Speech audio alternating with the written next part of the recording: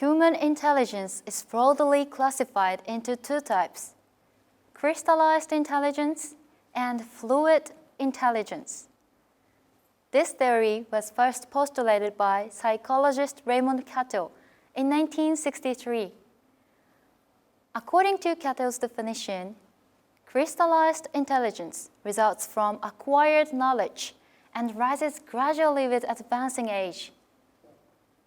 When you come across a situation you were in before, you can deal with it because it is referred to as past experience.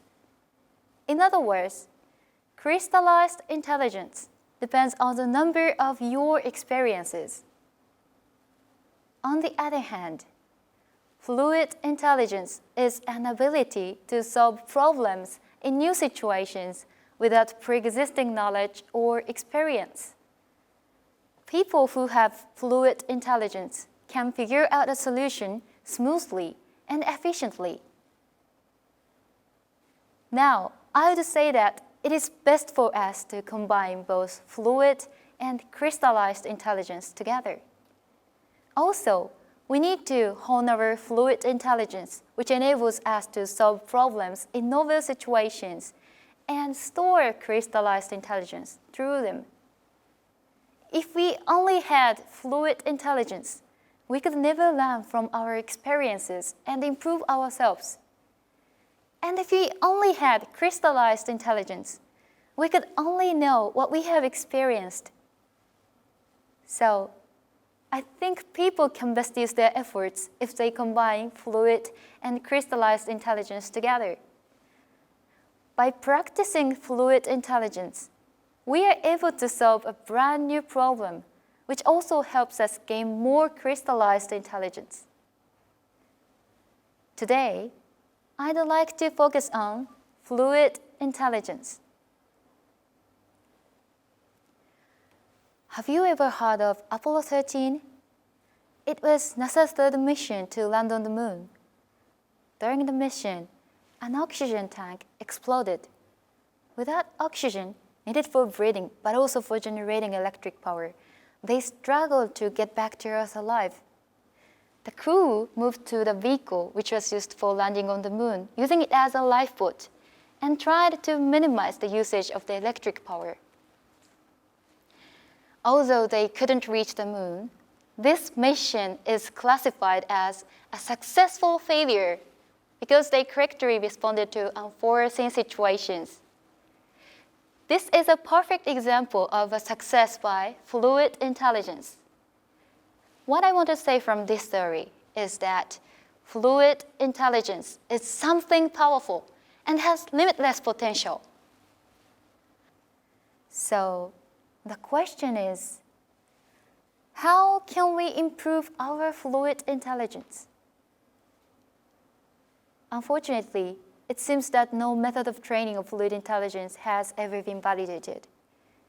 However, some methods could be effective in improving fluid intelligence after training. Let me introduce you to 5 methods of training of fluid intelligence by an American cognitive scientist, Andrea Kuszewski. I believe these methods could be effective, so I'm putting them into practice. 1. Seek novelty. Novelty creates new synaptic connections which build on each other, creating more connections to build on other connections. New activities such as learning another language, taking an art class, going to a museum, reading about a new area of science, all expand our horizons. Let me give an example of how I sought out novelty. This spring, when I began my 4th year as a medical student, I had to choose the hospital for my clinical clerkship. I chose a hospital in Kyushu, which I've never been to before, while most people chose a place they already know or got used to.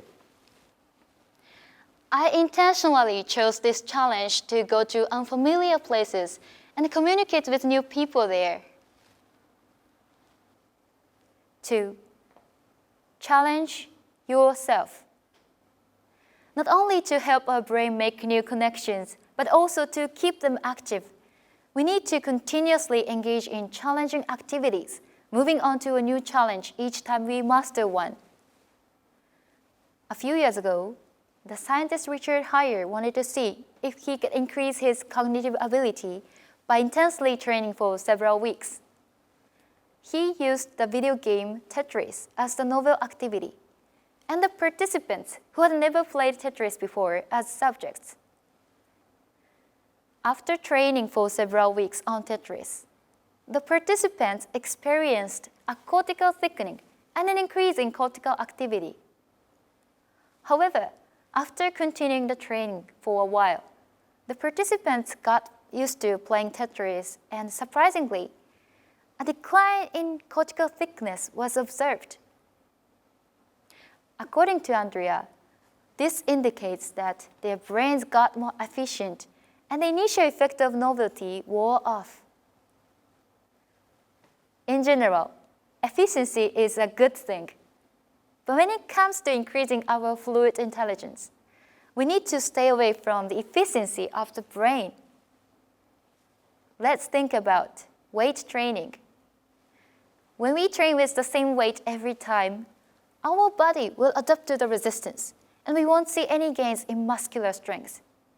The same is true of our brain. Even after we master something and become efficient, we need to keep on challenging ourselves. Although it is difficult to get out of our comfort zone all the time, let's try not to get used to what we can do right now.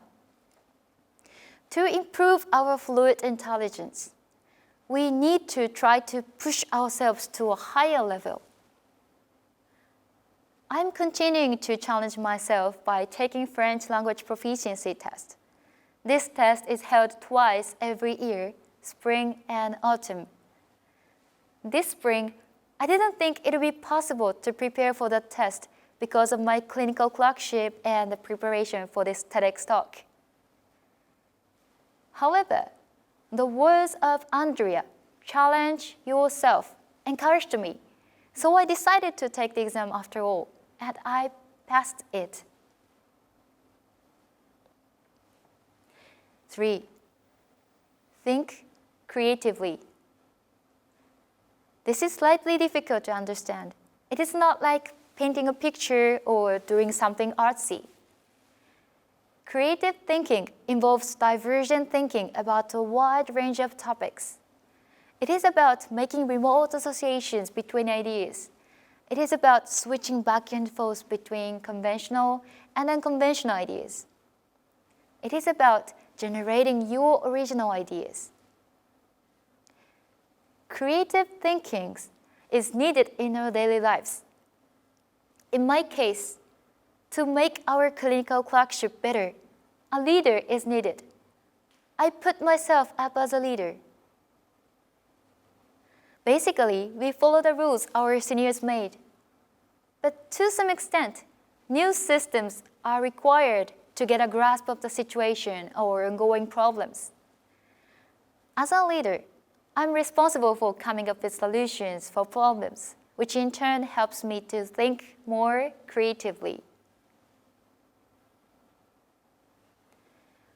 4. Do things the hard way. More practically, I want to say, try not to rely on technology. Let me give an example. GPS. GPS is an amazing invention. I may get lost without it, even in places I'm familiar with. GPS helps me to know the right direction to the destination, how far from the current point, how long it takes to get there. However, the brain stops using its problem-solving skills while using such convenient tools. I was impressed by one of the speakers of TEDxIUHWNarita last year, who suggested everyone create a bucket list. Since then, I've been keeping stock of what I want to try in the future using my bucket list. One of my bucket list items is to try to live without a mobile phone for a week. By doing so, I want to try to live without relying on such convenient tools. Lay off technology once in a while and watch your problem-solving skills grow. Last but not least, 5. Network. Each person has their own unique way of thinking, so networking with a variety of people allows us to share as well as discover lines of thinking and values, and inspire each other.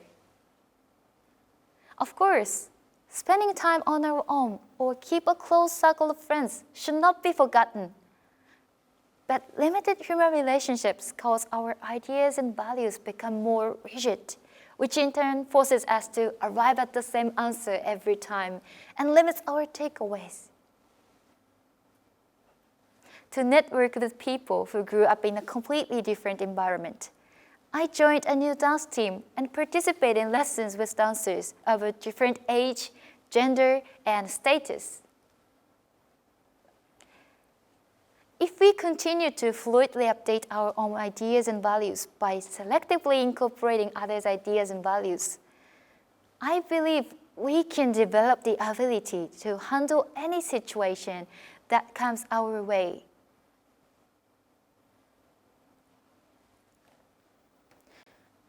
After applying Andrea's 5 methods to my own life, are there any changes in my own fluid intelligence? The answer is yes. This spring, I started my clinical clerkship. On the first day as a student doctor wearing a white coat, I felt so nervous. With my first patient, I started with, "How are you doing?" Same as usual. Was his response? To which I could only say, well, that's good to hear. I had nothing else to say. As I was in an unfamiliar environment with unfamiliar people every day, I could only rely on a very limited, previously crystallized intelligence. At that time, I happened to come across Andrea's 5 methods and put them into practice. By continuously training my own fluid intelligence, I became better at quickly adapting to new situations and solving the problems I faced every day during the rotation. It also improved my communication skills with people I met for the first time. During my pediatric rotation, I was assigned to a 6-year-old boy in the hospital. I found time and saw him as often as I could. To make him feel comfortable during his boring stay in the hospital, I suggested he build his own little zoo full of animals with origami paper, which he did. We enjoyed playing with the origami animals together every time I visited him to check on how he was doing. On the last day of his stay, unexpectedly, he gave me a letter and a small origami medal. I was so touched. So, what's next? How will human intelligence evolve as the world continues to grow and change? COVID-19 has turned our lives upside down and completely changed our sense of values. Dealing with the global pandemic is difficult if we only rely on our crystallized intelligence. Instead, we must use our fluid intelligence to navigate these unfamiliar territories. Fluid intelligence helps us deal with novel situations and evolve to what we humans are now. However, with the development of advanced technology, people have become more and more dependent on those supplementary tools and rely less on fluid intelligence. If this continues, when we encounter another novel situation like COVID-19, how will we be able to overcome that crisis? convenient technology is only a tool, and we cannot expect the tool to problem solve for us. What we need the most is to keep updating and training our fluid intelligence. I am still new to improving my own fluid intelligence.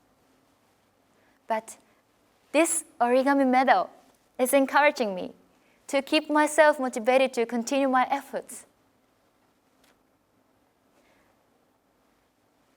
In the past, I was not a good public speaker. There were opportunities for me to publicly present in my college life, such as speaking as a president in club activities. Most of the time, when I stood in front of club members, I just blanked out and couldn't speak well. I used to make scripts in advance and could only talk exactly as I had prepared. This stage, TEDxIUHWNarita, has been one of the things that I wanted to try in my life. In the past few months, as I researched fluid intelligence and began developing this talk, I experimented with all 5 methods of training my own fluid intelligence. This journey encouraged me to speak in front of many people and brought me to stand up on this stage today. Thank you.